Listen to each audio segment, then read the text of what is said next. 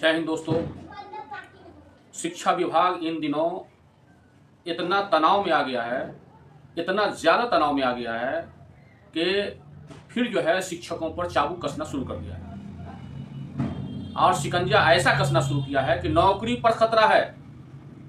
दोस्तों, पहले मैं आपको दीपावली के शुभ अवसर पर आप सभी को हार्दिक बधाई देता हूं और दीपावली का दिन शुभ मंगलमय हो और आप लोग हर्षोल्लास के साथ दीपावली मनाएं।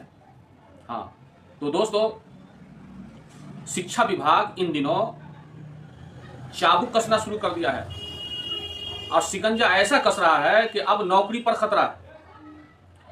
पहले तो माननीय नीतीश कुमार जो बिहार के मुख्यमंत्री हैं, वो शिक्षकों को पाठ पाठ बांट दिया, अलग अलग कर दिया। किसी को नियोजित शिक्षक, किसी को विशिष्ट शिक्षक, किसी को नियमित शिक्षक और किसी को बीपीएससी शिक्षक। और लड़ाने के लिए बीपीएससी शिक्षकों को कहा कि बढ़िया है, इधर सभी शिक्षक आपस में कह रहे हैं हम बड़े हैं तो हम बड़े हैं। कितना जगह चार्ज भी ले लिया गया हेडमास्टर का। माननीय नीतीश कुमार शतरंज के 1 नंबर खिलाड़ी हैं और माननीय नीतीश कुमार का दिमाग इतना तनाव में आ गया है कि आप सब देख चुके हैं बड़े बड़े स्टेज पर देश के प्रधानमंत्री श्री नरेंद्र मोदी जी के स्टेज पर आप लोग देखा होगा और ये वीडियो वायरल हुआ होगा कि आप लोग इतना ज़्यादा वोट से दीजिए, इतना ज़्यादा वोट दीजिए कि पूरे भारत में 4000 सीट पार हो। यह नारा लगाया था माननीय अमित शाह जो सांसद हैं, वो कहा था कि 400 पार का नारा लगाए और माननीय नीतीश कुमार उसी को परिवर्तन करके कहा कि 4000 पार लाइए, आप लोग 4000 सीट लाइए और माननीय नरेंद्र मोदी जी को फिर से मुख्यमंत्री बनाया जाए।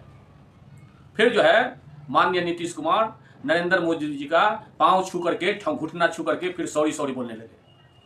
ठीक इसी तरह से इतना तनाव में है कि शिक्षा विभाग में भी डॉक्टर एस सिद्धार्थ साहब को इतना वायरल भर दिया है कि पता नहीं आईएएस सीनियर मोस्ट हैं, वो भी जो है उसके नक्शे कदम पर चल रहा है।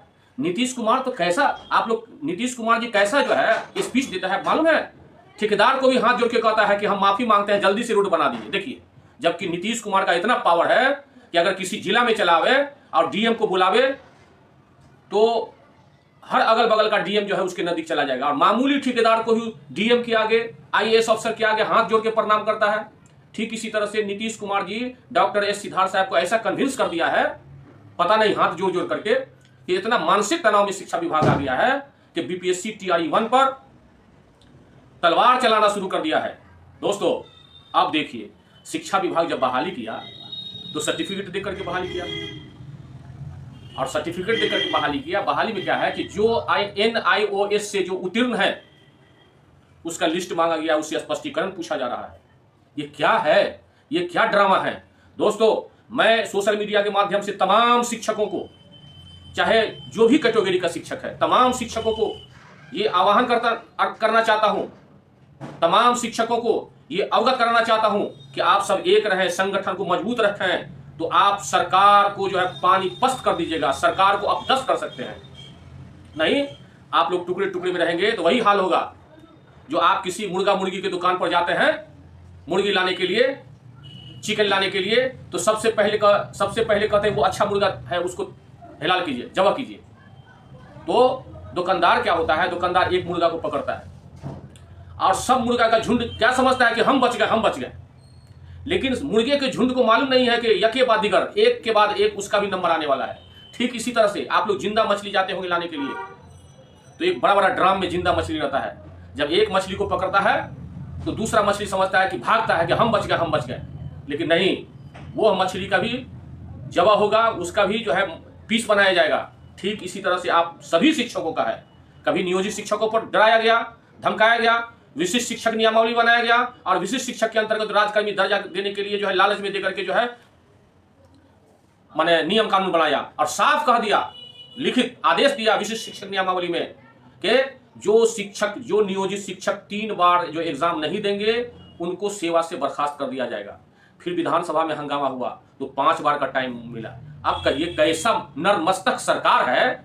मुझे हंसी आता है कि जो शिक्षक जीवन भर टाइपिंग नहीं सीखा, कंप्यूटर पर बैठा नहीं, वैसे लोगों को कंप्यूटर जो है ऑनलाइन एग्जामिनेशन दिला दिया। ये सरासर नाजायज है।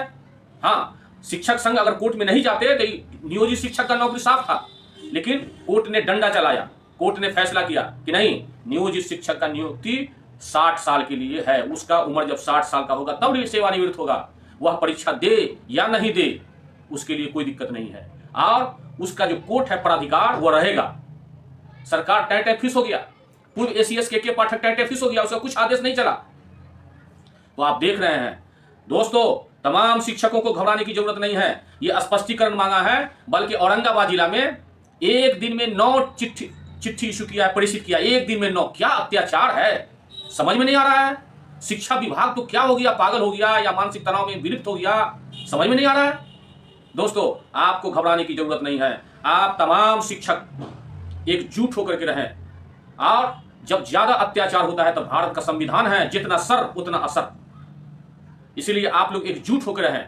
वैसे सरकार तो अपदस होने वाली है, और सरकार जनता को देख रहा है, जनता खुश है। यहाँ तो मैं क्या कहूँ, ऐसे ऐसे दुष्ट प्रवृत्ति के लोग हैं कि पता नहीं शिक्षकों से जलता है, शिक्षकों से दुष्ट प्रवृत्ति का जलता है।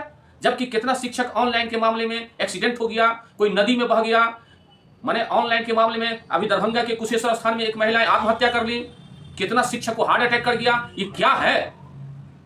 माननीय नीतीश कुमार और डॉक्टर एस सिद्धार्थ को मैं आह्वान करना चाहता हूं कि अनुशासन ही देश को महान बनाता है।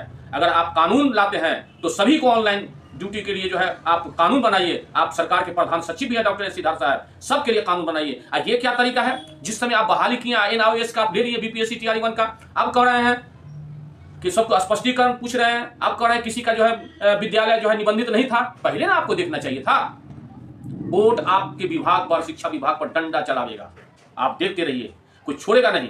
क्योंकि यहाँ न्यायालय है, सर्वोपरि न्यायालय है। सरकार 3 है, कार्यपालिका, न्यायपालिका, विधायपालिका। सबसे पहले विधायपालिका जो कानून बनाता है, कार्यपालिका, न्यायपालिका। न्यायपालिका, यह तीनों सरकार में सर्वोपरि है।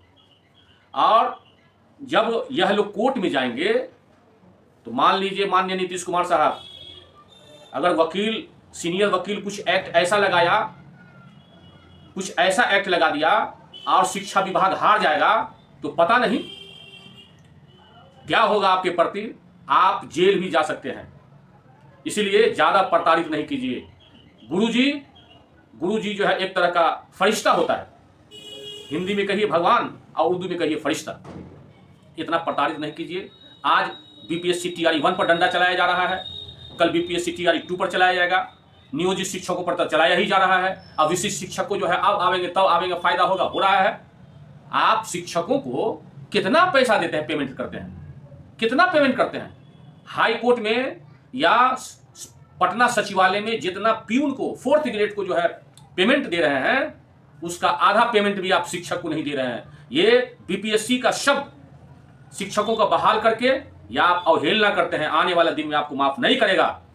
दोस्तों, अब मैं फिर नेक्स्ट वीडियो में आपके साथ आऊंगा, क्योंकि नीतीश कुमार ऐसा अत्याचार कर रहा है, शिक्षा विभाग शिक्षकों पर ऐसा अत्याचार कर रहा है। मैं आपके साथ कदम में कदम मिला करके आवाज बुलंद करूंगा, क्योंकि सोशल मीडिया चौथा स्तंभ है। जिस तरह से सरकार 3 है, कार्यपालिका, न्यायपालिका, विधायपालिका, उसी तरह से चौथा सरकार सोशल मीडिया भी है। इसलिए आप इस वीडियो को ज्यादा से ज्यादा शेयर कीजिए, ताकि नीतीश कुमार को सामने में गुजरे कि हम क्या बोल रहे हैं, क्या कर रहे हैं। नीतीश कुमार से जो जितना गलती हो रहा है बिहार के मुख्यमंत्री से, अगर उतना शिक्षक से गलती होता तो डिस्चार्ज कर दिया जाता है। लेकिन अपना गलती तो दिखाई नहीं दे रहा है। अपना गलती कौन कौन गलती है। हाल फिलहाल जो तीर जो चला रहे थे माननीय नीतीश कुमार, तो तीर तो छूटा नहीं, लगा तीरे के साथ वही चल रहे हैं। आप देख रहे हैं ठेकेदार को ही प्रणाम करके कह रहा है कि भाई रोड बना दीजिए, आपको जल्दी से रोड बनाइए।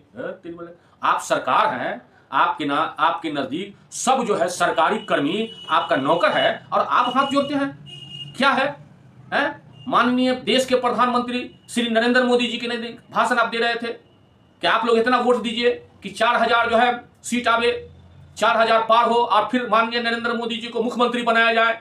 फिर जो है आप बात वापस लिए।